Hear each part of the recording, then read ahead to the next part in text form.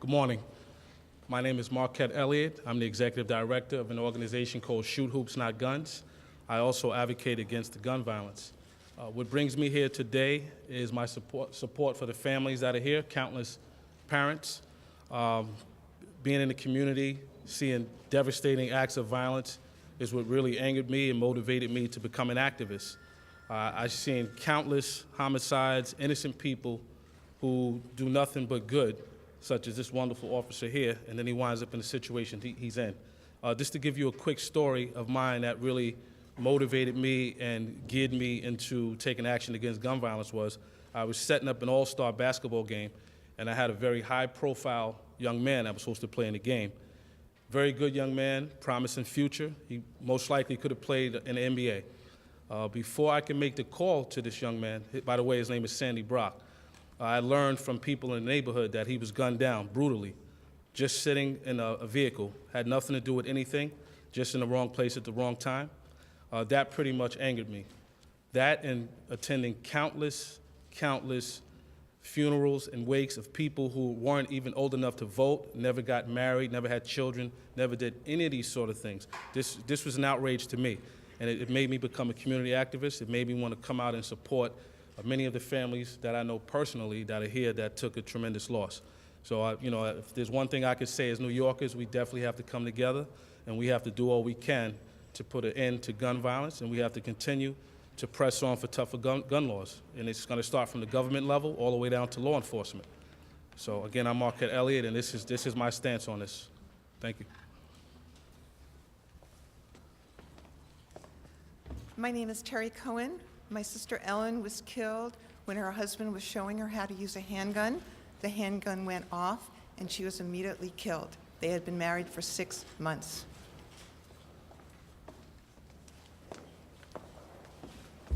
I'm Christina Vaccarino. My son, Glenn Isco, was killed while buying bagels and coffee in a local store. I beg and implore all of you who want to make our country safer to please support gun control. Thank you. Good morning. Dr. Sheldon Tepperman, trauma surgeon. I run the Level 1 Trauma Center at Jacobi Medical Center in the Bronx, and my colleagues and partners take care of the victims and families of gun violence every day.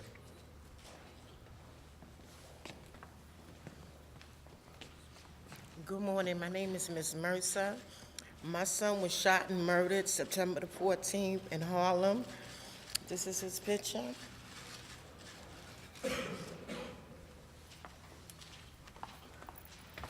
Good morning. My name is Shana Harrison. I am the Director of Youth Programs for New Yorkers Against Gun Violence.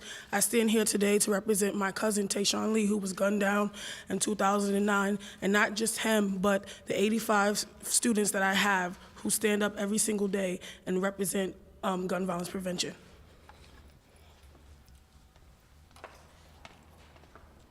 Good morning. My son named Sharon Sherry. On September 24th, I lost my son George White to gun violence in Harlem.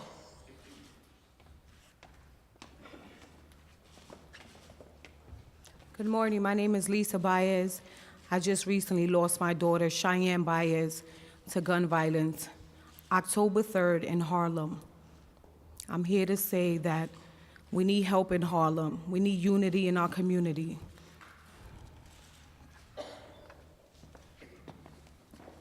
My name is Pastor Vernon Williams. I'm the president of the Harlem Clergy and Community Leaders Coalition and the pastor of Perfect Peace Ministries. I stand here because I am in contact with over 6,000 young people daily who don't want today to be the day that they die. I'm in contact with parents after their death, and they don't want other parents to be the parents who have to stand and be a part of this procession. We need help in the communities of the world.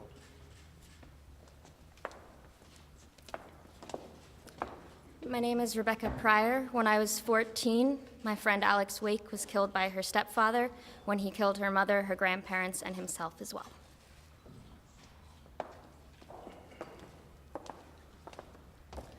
Good morning. My name is Tatiana Timoshenko. My son, police officer Russell Timoshenko, was killed in July 2007. He was just 23 years old.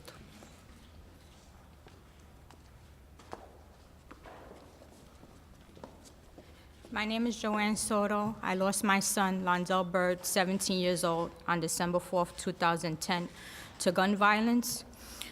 I'm part of a group of mothers of murdered children, and I'm here to find a solution so that my group can become extinct.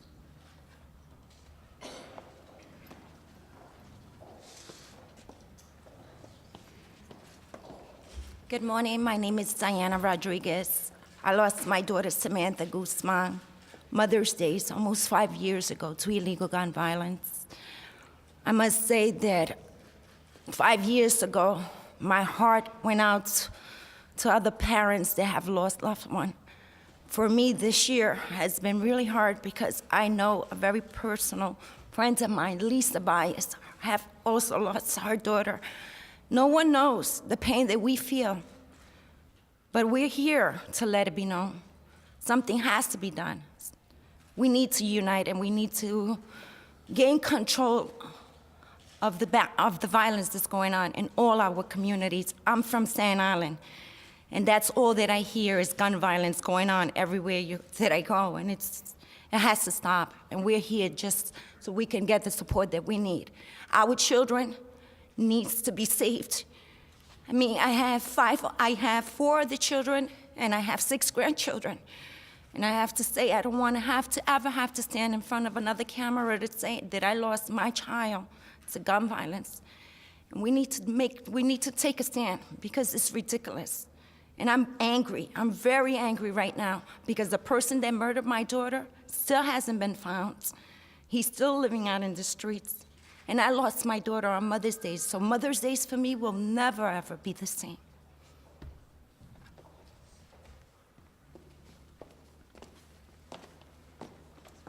My name is Leah Rodriguez. I lost my brother, Misha, to an illegal handgun. Good morning. My name is Kenneth McLaughlin. I'm a public high school teacher. I'm a victim of gun violence. I was mugged and shot by 16-year-olds in 1996. I'm here with 12 of my students who also experienced gun violence.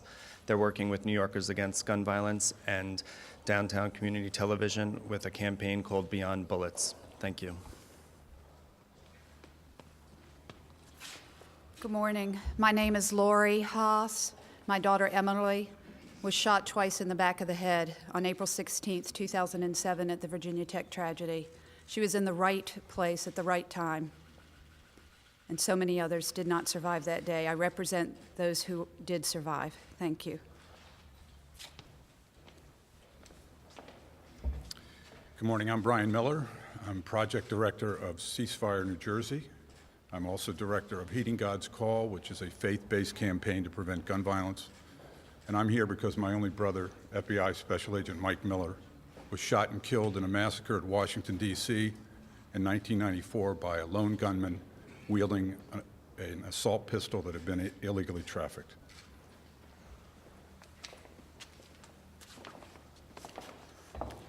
My name is Rita Kestenbaum. I stand here with my son, Louis. On February 18, 2007, on my daughter's 20th birthday, Carol Kestenbaum was murdered along with her best friend, Nicole Schiffman, in Arizona.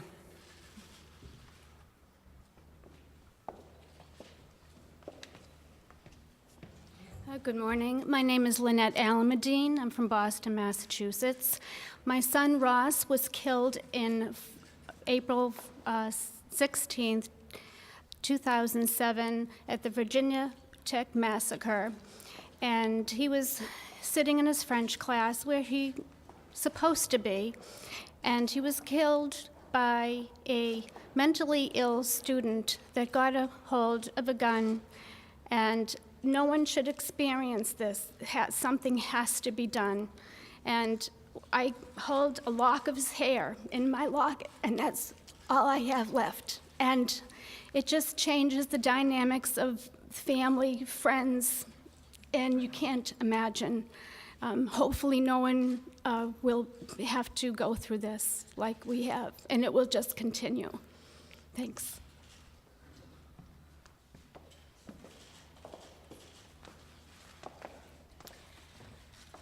Hello. My name is Debbie Sahovich. I'm from Columbus, Ohio, and my son, Dustin Jonathan Hart, was murdered on April 30th, 2007. He was shot in the head in his car at a stop sign. I want to thank Mayor Bloomberg for bringing this to the forefront, and I equally want to thank the Mayor of Columbus, Ohio, Mayor Coleman, for being on board. Thank you.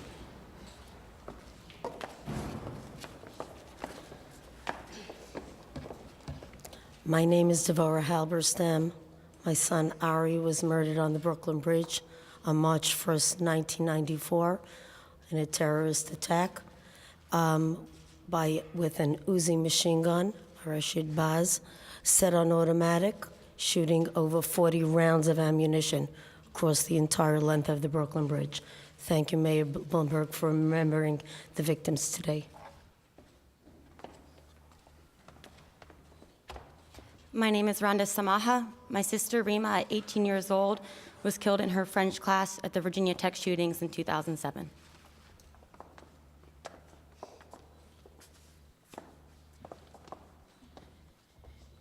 My name is Jeanette Richardson. My son Patrick was murdered in front of my home by strangers in chance encounter with a stolen handgun the police believe may have taken 4 other lives in years before that.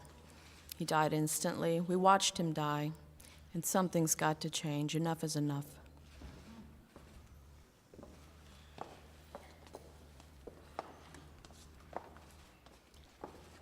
My name is Sally Shesby. I'm from Columbus, Ohio. My son Jonathan went missing in 2005, March the 21st, 2005. He was found 83 days later, and he had been executed. He'd been shot in the head multiple times. Ex-con, in that amount of time he'd been out of prison, he had spent 15 years in prison. The amount of time he was out was 8 months, and in that time he fathered a child and murdered my son. Yet my son couldn't kill a field mouse, but yet this monster took my son into the woods and executed him. And my life has been altered forever, and I'm very honored to be here today. We're all here, and we have to work as one to put an end to this gun violence. It has to stop. My life's never going to be the same. I'll never see my son again. But we are victims of terrible crimes, and this has to stop somewhere. Let's start today and make it a new day and make ourselves proud of what we can do. Thank you.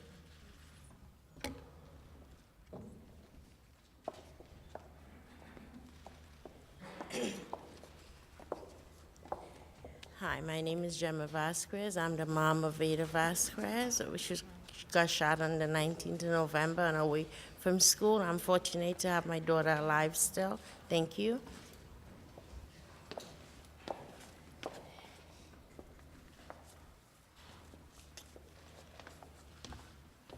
Good morning. My name is Pastor Ronald Odom from Boston, Massachusetts, True Vine Church, the father of Stephen P. Odom, who was murdered on October the 4th, 2007, at the age of 13 years old.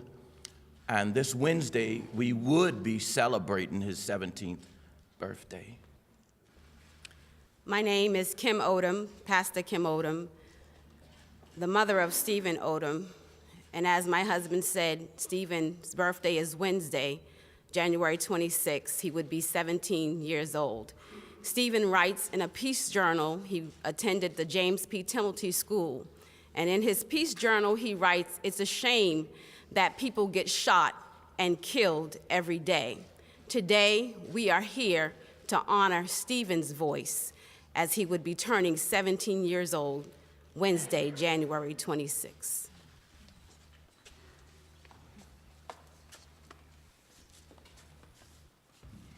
Good morning. My name is Yvette Forehand.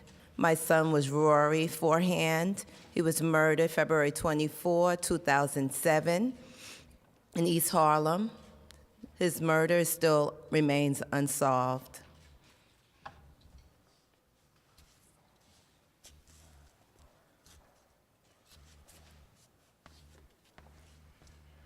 My name is James Cohen. I'm pastor of the Oak Ridge Presbyterian Church in Oak Ridge, New Jersey. Phyllis Schneck, who was killed in Tucson, Arizona, was a former member of our congregation.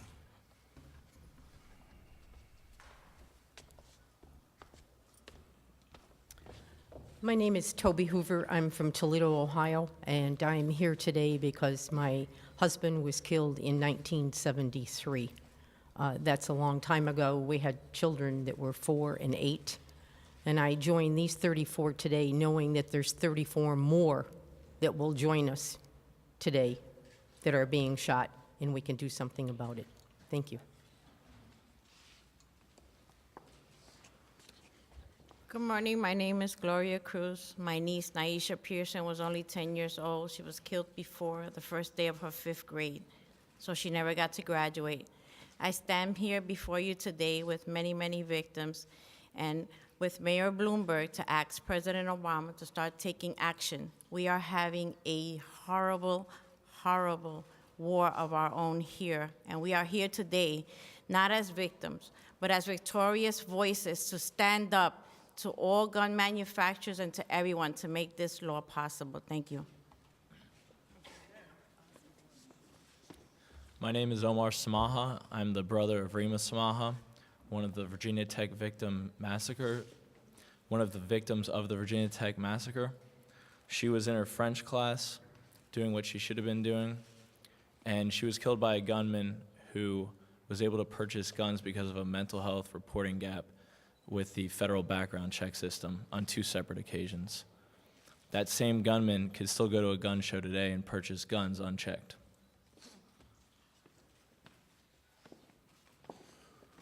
My name is Veda Vasquez. On November 16th, 2009, I was coming home from school and I was shot on the left side of my head.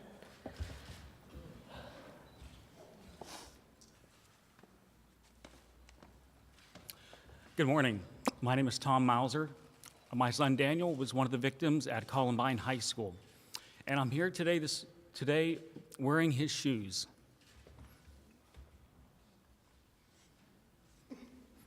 These are the shoes he was wearing on April 20th, 1999. I became an advocate for reasonable gun laws immediately after that shooting.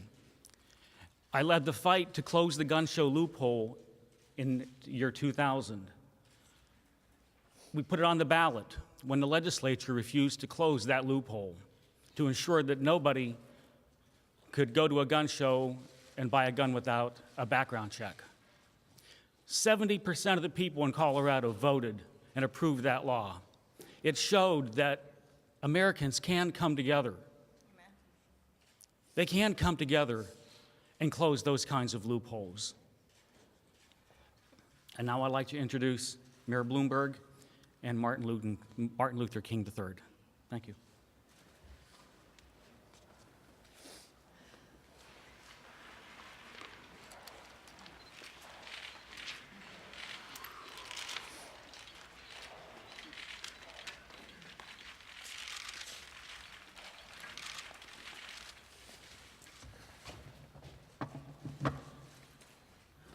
"34 people have spoken. That's because there are 34 deaths from handguns in America every single day. Good morning and welcome to City Hall. We gather here this morning in the spirit of Bobby Kennedy, who saw wrong and tried to right it, and in the spirit of Dr. Martin Luther King Jr., who saw hate and tried to heal it. 2 giants in American history. 2 fighters for peace and justice, 2 champions of the poor and the powerless, 2 victims of gun violence. In the spring of 1968, in the span of 2 months, 2 of America's most inspiring leaders were shot and killed. Martin was 39, Bobby was 42. They had wives and young children. They had dreams for their future. They had dreams for their country. That was 43 years ago. Since then, we have made so much progress in so many causes they championed: securing civil rights, fighting poverty, advancing opportunity.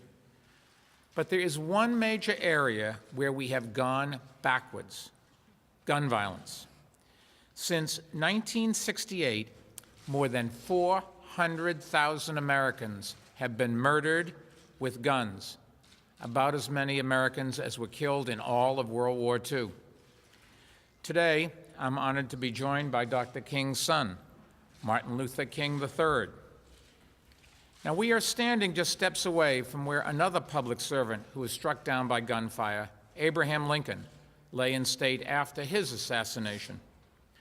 Martin Luther King III knows the horror and heartbreak of gun violence. It has been part of his family's life for almost as long as he can remember. Unfortunately, he is far from alone. Standing with us today are people from all over the country who have lost friends and family members to gun violence. Every day in America, 34 people are murdered with guns. 34. 34 yesterday, 34 today, 34 tomorrow. And in most cases, we never hear about it. They don't make the headlines. They are regular, hard-working men and women. They are loving mothers and fathers. They are innocent children with their entire lives in front of them. And they are the law enforcement officers who swear an oath to protect us. Since I've been mayor, 9 members of the NYPD have been killed by gun-toting criminals. I've said before, the toughest part of my job happens on those terrible nights when I'm called to the hospital to meet the family and break the news that will break their hearts. And as I've said, if more legislators could just look into the faces of these families whose lives are changed forever, they'd begin to understand the terrible toll of gun violence on our country, and they would do something about it. Behind me, you see some of those faces. You see the face of Omar Shamaha, who lost his sister Rima when a madman opened fire on the campus of Virginia Tech. You see the face of Toby Hoover, whose husband Dale was shot to death during the robbery of a hardware store in Ohio. You see the face of Tom Mauser, who lost his son Daniel in the awful massacre at Columbine High School. And you see the face of Reverend James Cohen, who lost one of his parishioners, Phyllis Schneck, in the tragedy in Tucson 16 days ago. Together, they stand for the families of 34 people who will be murdered today and tomorrow, if we are as we are here to say. We cannot wait any longer. We cannot turn our backs on this national calamity any longer.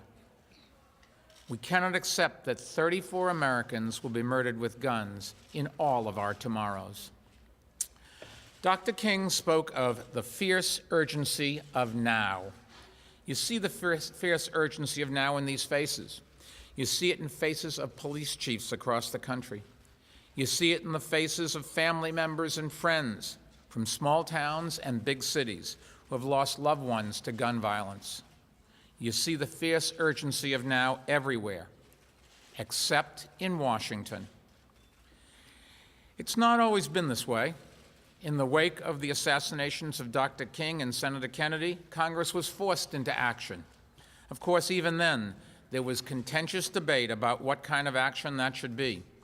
But in October 1968, after impassioned pleas from President Johnson, Congress passed historic legislation. It established as national law a common-sense concept. For the safety of all Americans, certain categories of people, convicted felons, the mentally ill, and known drug abusers, should not be allowed to possess or purchase guns. While noble in purpose, the act was flawed in design, because no system was created for actually translating this intent into reality. It was not until 1993, 25 years later, when President Clinton signed the Brady Bill, that the country created a background check system that could enforce the 1968 law. That bill was championed by President Reagan's press secretary, James Brady, who was shot in the attempted assassination of President Reagan in 1981. But it had many other supporters, including Coretta Scott King, who, like her husband and son, was a tremendous force for good in her own right. The Brady Bill established for the first time a national instant background check system designed to prevent mentally unbalanced people like John Hinckley, who came within an inch of taking a president's life from obtaining firearms. But again, there were flaws in the design. The tragic fact is that often background checks just don't happen, or they don't work. They often take place at gun shows where any criminal can buy a gun.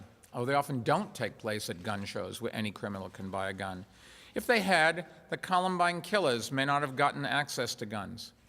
Too often, the information that should be in the background check system isn't. If it was, the Virginia Tech shooter would have been denied by the gun dealer who sold him the semi-automatic handguns he used to murder 32 people. And the Arizona shooter should have been turned down too. As of December 31st of last year, only 2,092 people were listed in the background check system as drug addicts or abusers. 2,092. That's just preposterous. We all know it. And unfortunately, one of the missing names was that of Jared Loughner.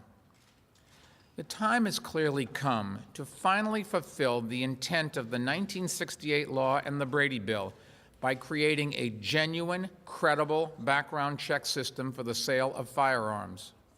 Two basic steps will get us there.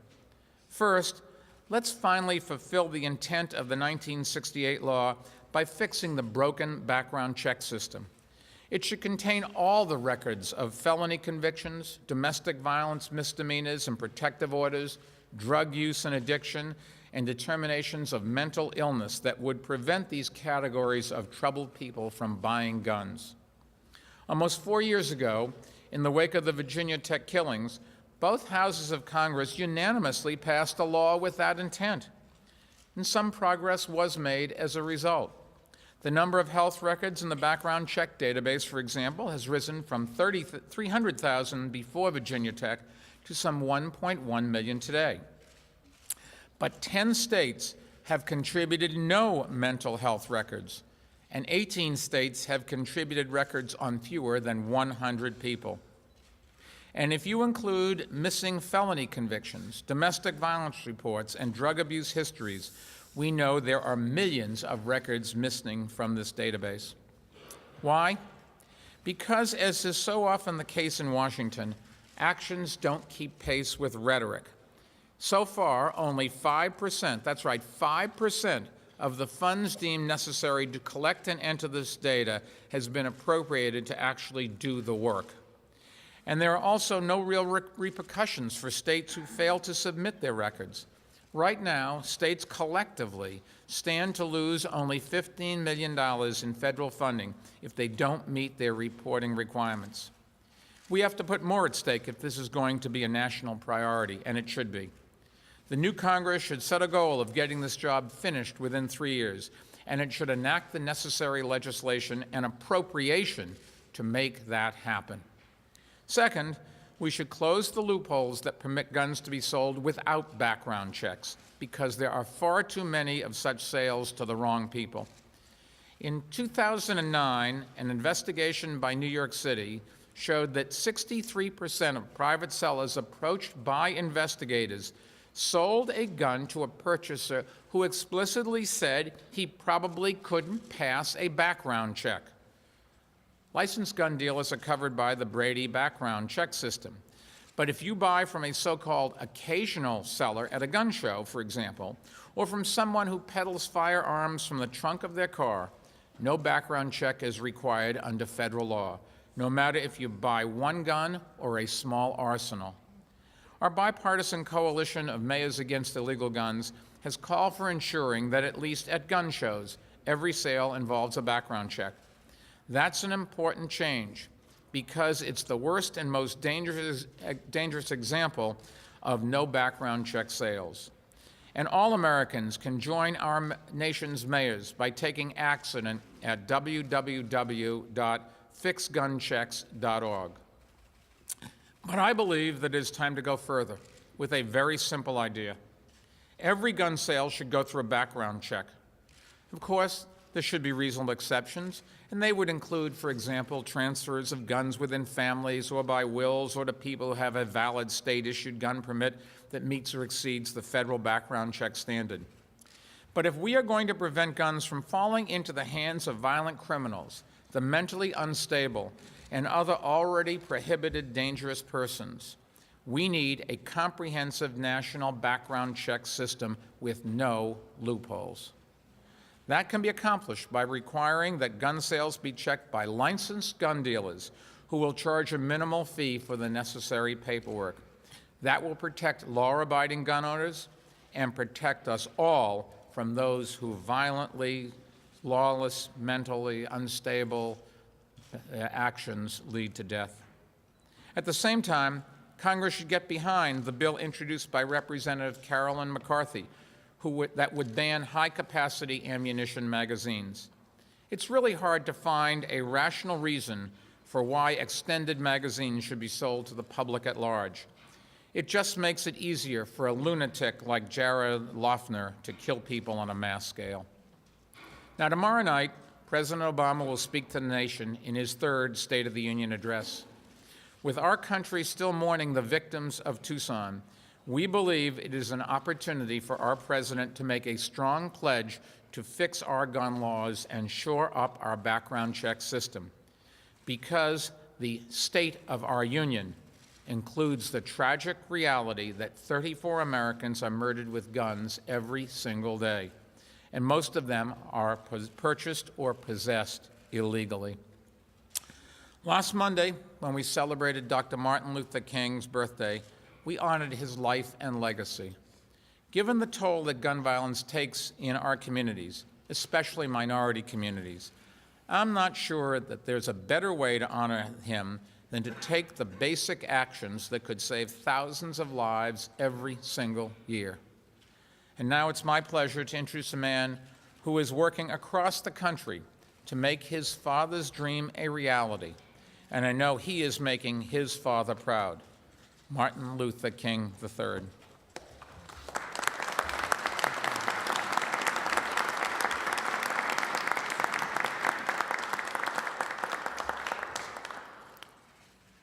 Let me first applaud Mayor Bloomberg for bringing us all together today. For certainly last week, as stated, we observed the birthday of Martin Luther King Jr. This is the 25th federal holiday anniversary year, I might add. And Mr. Mayor, one of the things I said was that we often idolize Martin Luther King Jr., but we somehow have to learn to embrace his ideals. For he taught more than anything else how we could live together without destroying either person or property. He taught us about nonviolence in this violent nation and world that we live in. And my mother continued that work throughout her life. But today I'm reminded, just as each victim, because I'm a victim, losing my father at 10 years old, my grandmother in 1974 at 16 years old to assassin's bullets. So we as a collective understand, but somehow the nation must understand. And that is what one of the things that Mayor Bloomberg is calling us to task for. Because we are a much better nation than the behavior we exhibit. It seems to me that we need to embrace nonviolence or nonviolent conflict resolution training starting in nursery school and kindergarten. At one time that was done. We have a curriculum at the King Center. I'm the president of the Martin Luther King Center in Atlanta, and others have curriculums that were taught, but at some point there were no budget funds anymore to teach people how to live together without destroying personal property. This should be one of the highest priorities of our nation, saving people, but certainly saving our young, because the nation is judged by how it treats its most precious resource. And certainly our most precious resource would be our children. And so we can and must do a better job.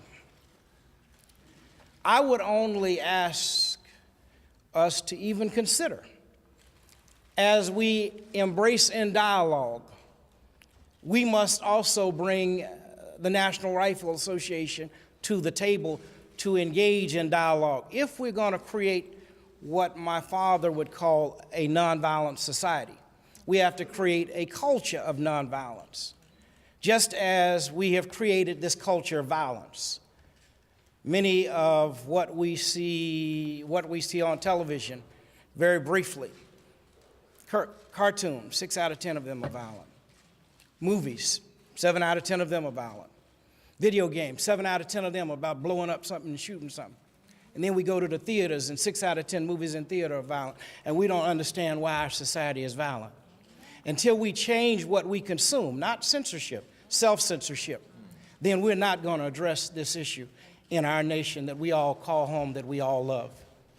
But we can do that. We can have a culture of nonviolence. And that is what I hope that we must and will engage in addition to all the policy initiatives that Mayor Bloomberg has stated today.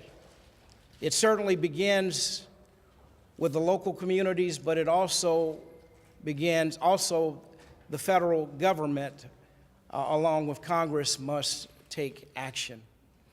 Mr. Mayor, thank you for inviting us to be here today to deal with this most important, timely issue.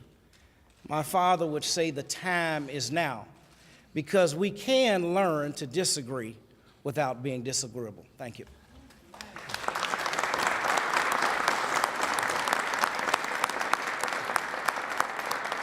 Thank you. I'd like to point out that there's a lot more than 34 people standing behind me.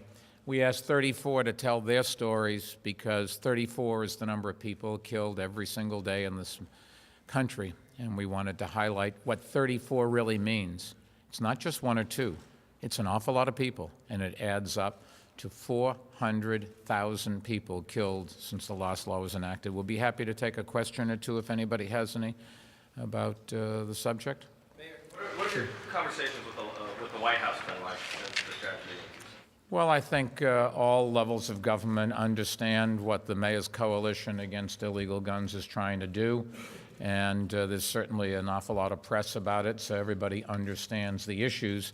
What we need is the courage for somebody to stand up and do something rather than just talk about it. Mayors can only deal at the local level, but mayors are the ones that have to go to the hospitals when somebody's shot or give eulogies at the funerals when somebody is killed. At other levels of government, they're not quite that close, and so perhaps they just don't understand what it really means in an actual sense as opposed to in an intellectual sense to have such carnage. Yes, sir. Mayor, just wondered what you think the chances are of being able to get a check on every single gun sale? You know, at some point, people have just got to understand it could have been them. And they're going to say to their senator, they're going to say to their congressman, they're going to say to the executive branch and the legislative branch at all levels of government, we just can't keep doing this. A child in America has 12 times the chance of getting killed by a gun than they do if they live in Western Europe. Just think about that. Sir, you had a question? Have you thought about taking this directly instead of to lawmakers, to the manufacturers of guns, to shame them into the fact that they're producing? We've tried that, but the bottom line is an awful lot of these guns are manufactured in other states. We've explored our legal options. If you are, for example, a manufacturer of automobiles, you are liable for your product by act of Congress. If you're a gun manufacturer, you are not. This is a problem that mayors can bring to the attention of the federal government, but it is a federal government problem. They are the only ones that could fix it. If mayors could fix it, it would have been fixed hundreds of thousands of lives ago. Other questions? Miss? Mr. Mayor, you've used your bully pulpit for almost the entire time you've been mayor to try to push this issue. You're calling on President Obama to use his bully pulpit to push the issue. But somehow, all of the things that you've said seem to have fallen on deaf ears in Congress. What do you think needs to be done to get them to listen? Well, we need the press to write stories explaining the lives of the people behind me, and that these are human beings that are getting killed. We have made progress at a local level. There are much stronger gun laws, for example, in New York State than they used to be. There's a mandatory sentence if you're caught carrying a loaded gun. We've made it much harder to avoid background checks. We've done sting operations around the country, and those have worked because the number of guns that come from those locations later on when we seize guns after a crime have gone down dramatically. So we can do some things at a local level. But the basic problem here is a national problem. And Congress has stepped up after the assassinations, after Virginia Tech, but like they do too many times, they pass a bill but then don't fund it so that you can't enforce it. Or they pass a bill that it has glaring exceptions so that they can say to both sides, you see, I did something, or you see, I made it so that nothing's going to happen. We just can't keep doing this. Yes, sir. What do you think has to be in the bill in order to do all the background checks? How much what? How much money? It's negligible because it's nothing from the government's point of view. You just have people who need a background check pay existing gun dealers a nominal fee so that the gun dealers will do the work for them. Keep in mind, 98% of the gun dealers in this country are honest and obey the law. And they could easily do the background checks for others, charge a nominal fee, it'd be business for them, and it's certainly not very much money given the cost of a gun, sir. You became involved in this issue. Was there one case, one of these 34, or another one that really kind of pushed you over the edge to go ahead and get involved in this issue? What was the motivating factor? I don't think that it ever hit home in my case until the first time, which was probably back in 2002, I had to go to a hospital and tell a parent that their son or daughter was never going to come home. And I don't think any of us, unless the tragedy is in our family or you're firsthand there and get drawn into it, can truly understand what it means. But you just can't do this. This could be you, it could be me, it could be your family, it could be my family. It could be another police officer that I'm honored to serve with, or anybody in this city that I'm honored to have a chance to work for, or anybody in this country, the greatest country in the world, the greatest democracy ever created, and yet we have this carnage, and our democratic system so far has been unwilling to fix it. All they've got to do is stand up and say, this is not about the Second Amendment. This is not about your right to bear arms and hunt and to have target practice as a sport. This is about plain common sense enforcement of laws that are already on the books. When you do the polling, nobody in this kind of rational person thinks you should be able to sell a rifle that's advertised as able to bring down a commercial airliner. Nobody thinks we should be selling armor-piercing bullets. You don't need that if you're going out and hunting deer or elk. Nobody thinks that we should be out there selling guns to people who are drug addicts or mentally deranged or minors or have criminal records. And the laws on the books say you can't. The difference is Congress has been unwilling to fix it. Washington's got to do that, and we call on the president to lead that charge the way President Johnson did. Thank you. Yes, sir.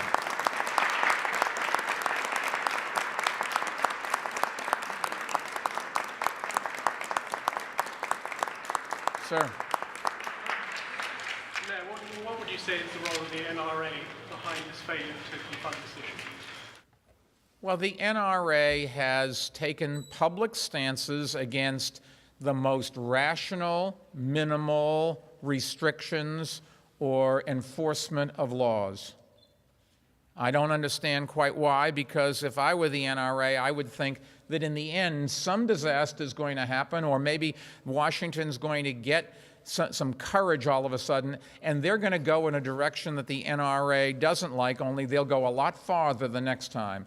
It would be in everybody's interest to protect the rights of Americans to protect the Second Amendment, but also to protect the intent of the Constitution, which is to allow us to live free and safe.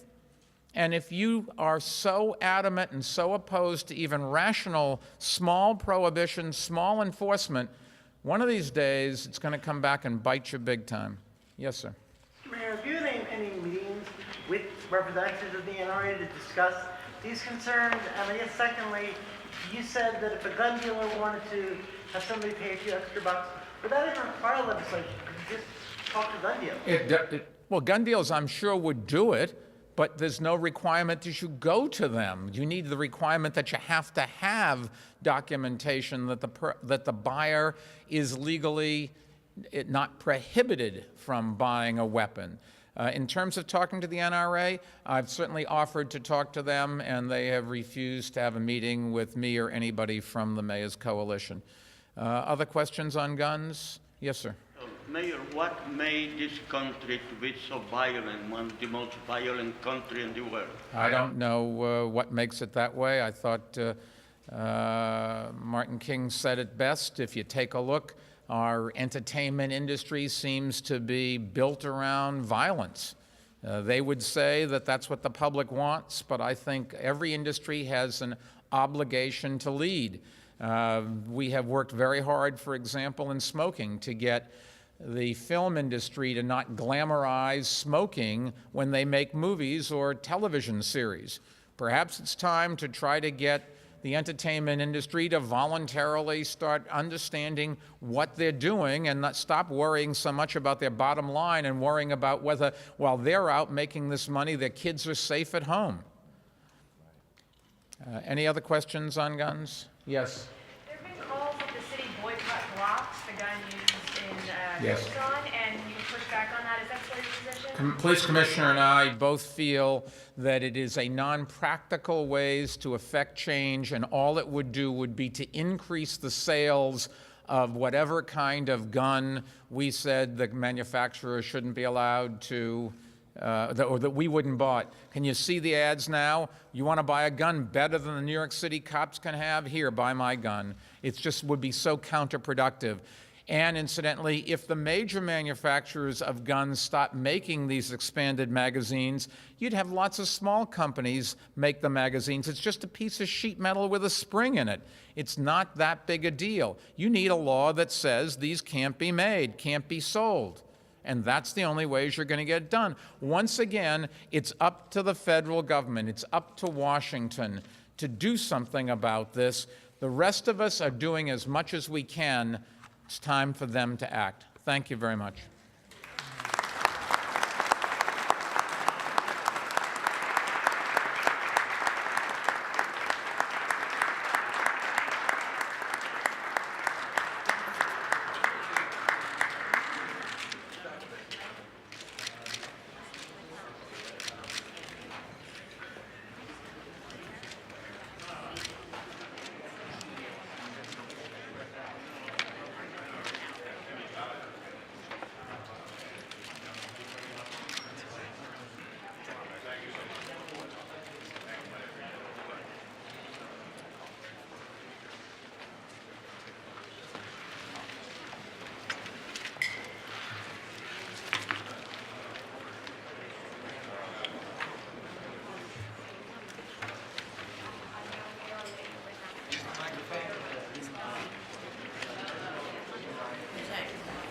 I know we are late. We are from New Jersey. I am the mother of Amy Lo Cicero Federici, the sixth fatality in the Long Island Railroad massacre that occurred right here in New York in 1993 on December 7th. May I leave you with just a brief story? Much has been said here with which my husband and I agree, but I thought I'd tell you this story. Several years ago, my 9-year-old granddaughter walked through the hall of our home, and there's a picture of my daughter Amy, a rather large one, in the hall. She stopped at it and she said, "Nana, is this Aunt Amy?" And I said, "Yes." She said, "Is she dead?"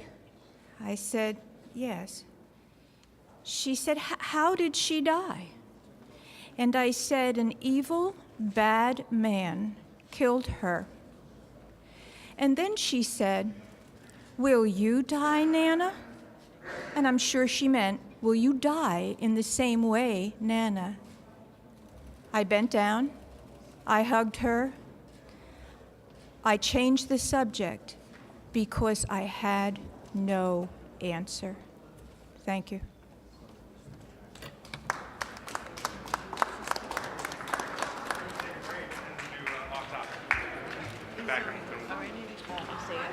Yeah, absolutely. There are other families that didn't get to speak today, so very quickly, I'd just like to say, my name is Melissa Del Valle Ortiz.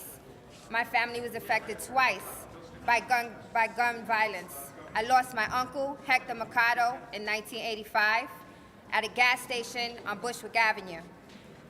My nephew, Sean Andrews, was shot in August 2007. 16 years old, he suffered 7 bullets throughout his body. He lost his kidney, he lost part of his liver, he lost his spleen, he had bullets lodged throughout his body. The young man that was sitting next to him lost both his legs, and neither one of these people were ever found, ever. Those people are still out there. I don't know where those guns are, but I know that there's two people that tried to murder 2 people in my family. And whatever we could do today, and by listening and giving respect to all the families here today, would be greatly appreciated, because there's nothing right now to honor them on any level. Thank you. I also want, my name is Gloria Cruz from the Bronx. There's something that I want to say that I haven't been able to say for a long, long time, and it's time that the Latino media start taking a stand, and we are 80% part of it, and I want an honor student, Londell Bird. His mother's here today, and she has something she really wants to tell the Latino media, because it's very important that we do this in both languages, because both are dying. Exactly. Mi nombre es Joan Soto. Mi hijo era Londell Bird, que tenía 17 años y estaba asesinado el 4 de diciembre de 2010. Iba a graduarse de Mount St. Michael Academy en junio para entrar a Pace University en otoño 2011. No estoy hablando más que para mi familia, pero para todas las familias que perdieron seres queridos por violencia de almas. Los hijos de nosotros son seres humanos con futuros brillantes. Es la próxima generación. Yo soy parte de un grupo que nadie quiere estar incluido. Yo estoy aquí para buscar una solución para que el grupo de madres de hijos asesinados no existe más. Thank you. Thank you. First, I want to give honor to God. I'm a member of Holland Mother Save. I'm standing in for Jackie Rowe Adams. She's very sick today with the flu because we've been running for the last 3 weeks. We run so until one gets sick, the other one has to stand in. We had 2 murders, not televised. We just come from a funeral. Young boy got shot right in front of Harlem Hospital. 18 years old, and they have a twin that look exactly like him. Could you imagine the mother looking at one twin in the casket and the other one standing there by the casket? Could you just imagine that? I lost 2 boys. One in 1991. The murderer never found. Second, 1996.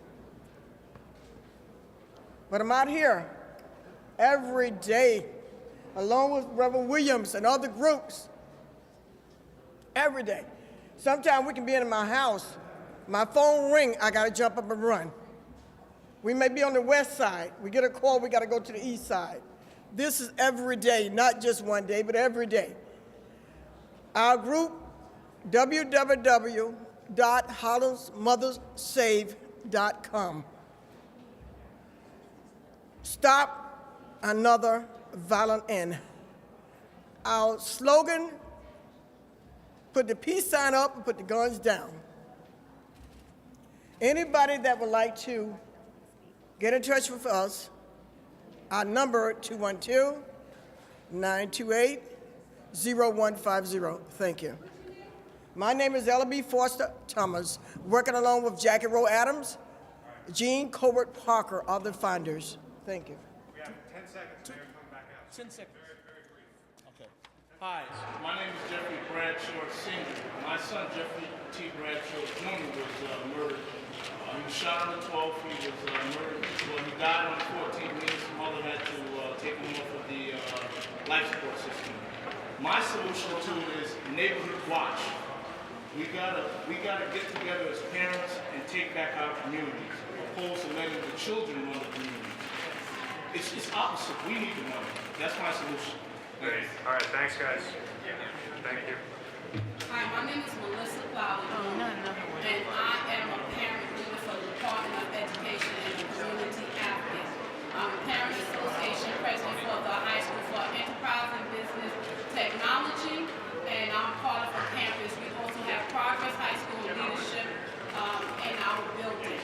I'm speaking on behalf of the young children. I'm very concerned as a community advocate to be losing so many young people. And I'm tired of going to our children's funeral. I've been touched by gun violence with friends and family, but a lot of young people within the community that are dying. And it is affecting us as parents, as community, as teachers, as students. And so yes, I agree, it's something that needs to be done. Thank you for your time.